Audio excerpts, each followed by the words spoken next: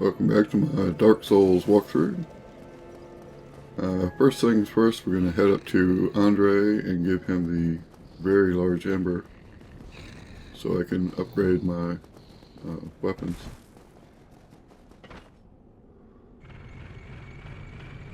And of course I forgot that I had the Lord Vessel and could warp there, so just running at warp speed here. Of course this is post commentary again.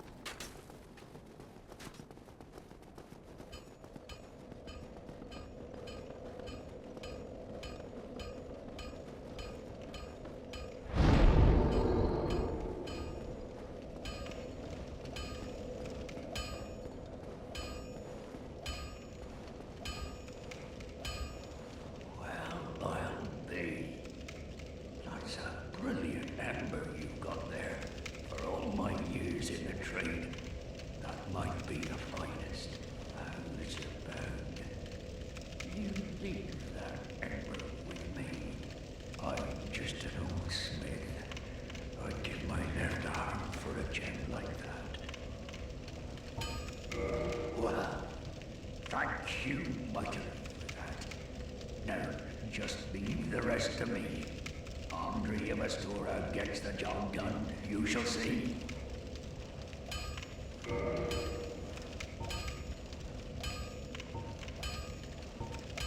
Okay, I've got 7 chunks here, and I was debating on whether or not to use them all on my sword,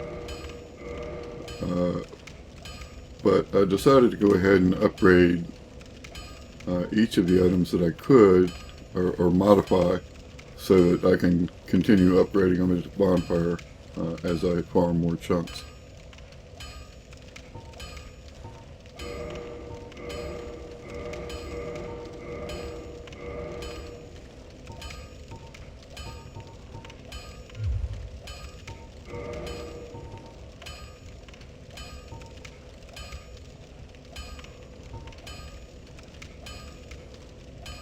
I'm going to start with the Uchi-Katana, then the bow, then I'll worry about the shields, and then finally the armor as I'm chunk farming. Don't get yourself killed. Neither of us want to see.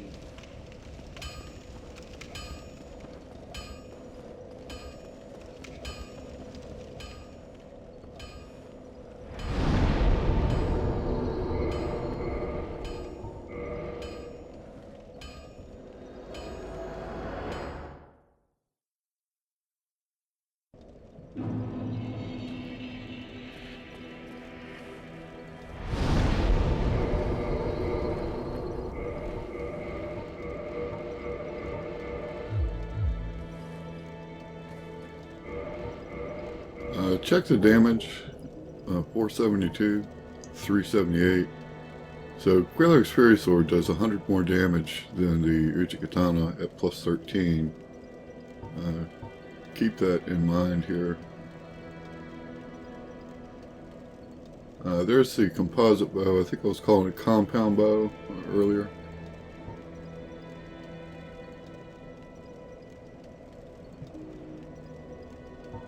As you can see, it scales a little better with strength than the longbow does.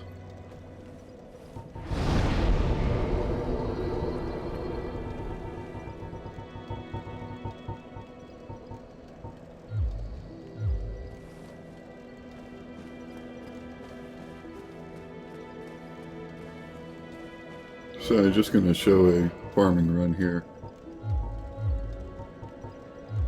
Don't need a transient curse anymore.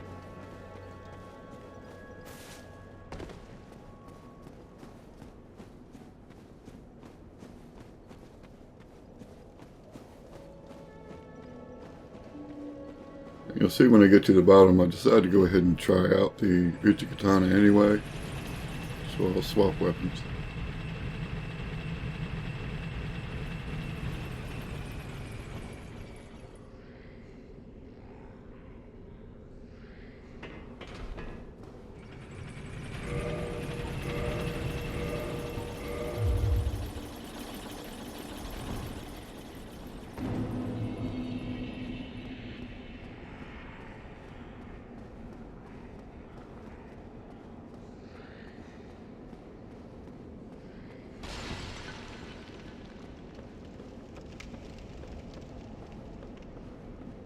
I could tell just from my movement speed here that I was overweight. And I remembered that when I went back to the Uchigatana, I was going to have to lose some weight, so I dropped the shield back down.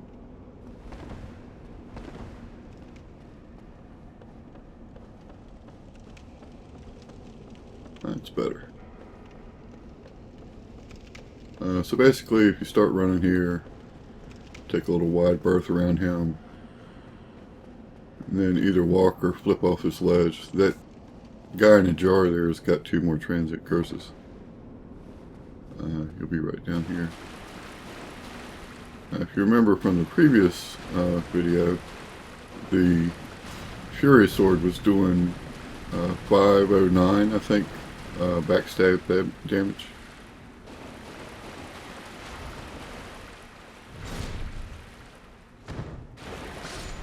But it is mostly fire damage, whereas the Uchigatana is straight damage, physical damage, so it actually kills him in one shot. 530. Now here I got a little messed up. I'm used to the black bow of Ferris, and this longbow has a strange arc to it. The arrows arc up from about the middle of the shot, arc up kind of high, and so I was missing this guy. This is what I usually do, is go ahead and pull this guy over here. But after this episode, I've quit doing that.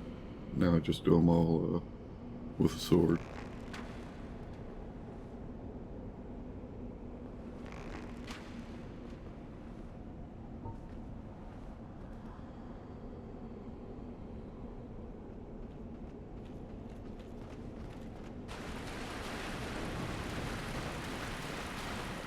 If you get too close to the far side door, this guy will see you, so I usually just pull them over here like that.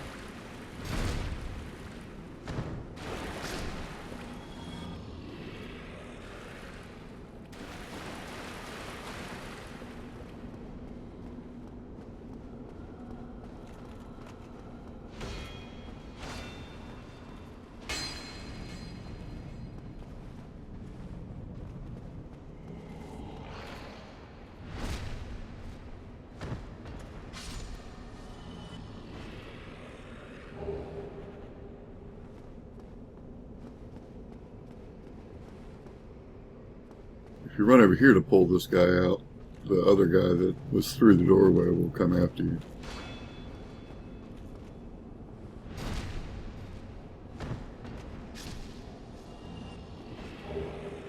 So I no longer run over here. I hang tight to the left side here and pull that guy.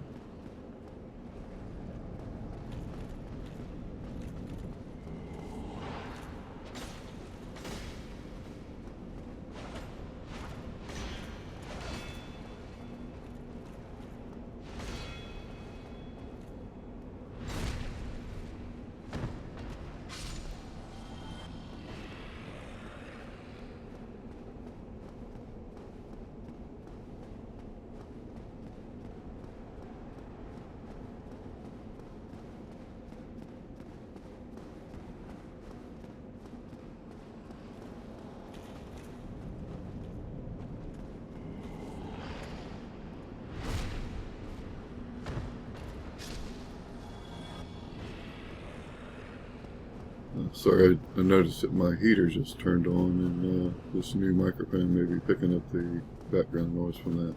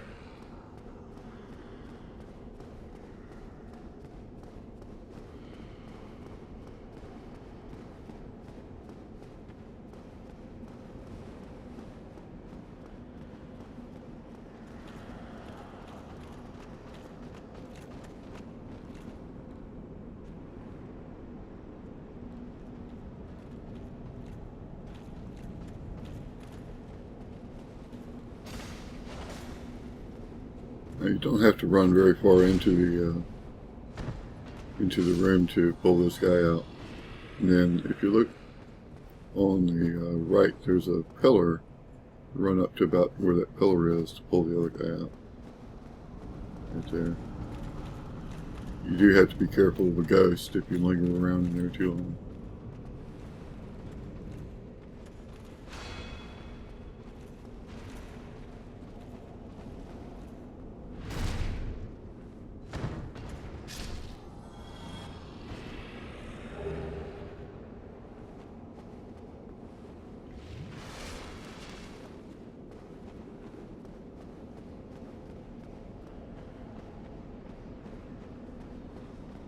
When I homeward bone, keep an eye on the right side of the screen as I'm turning around.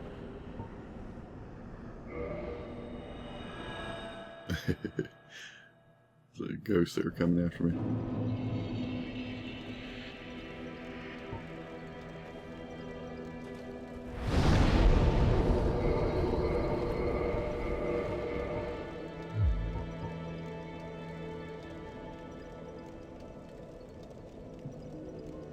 You can see I got a fair amount of souls here, and I was debating on whether or not to level up, or I wanted to spend some more souls on some more homeward bones.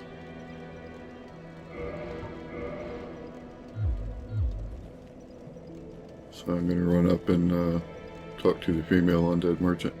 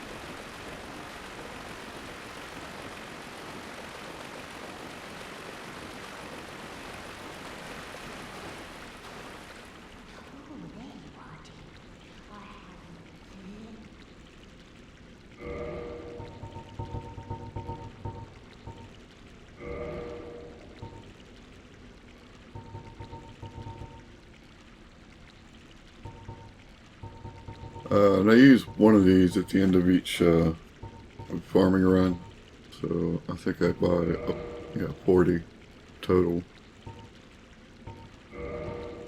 And get a few more arrows, poison arrows, and am I done? Maybe not. Yeah. Maybe not. Oh, yeah.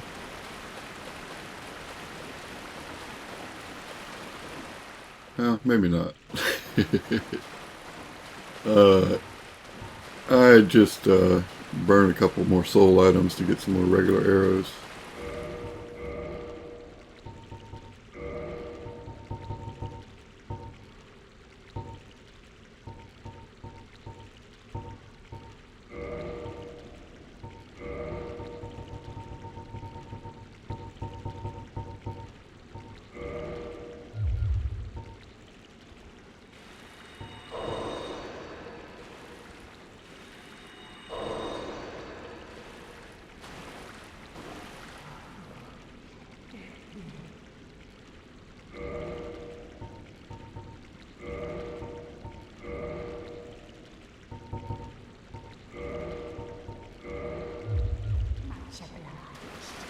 Alright, so the rest of this is just me running back to the Firelink Shrine. I didn't want to burn a homeward bone, so that's pretty much it. Thank you for watching, and I'll see you next time.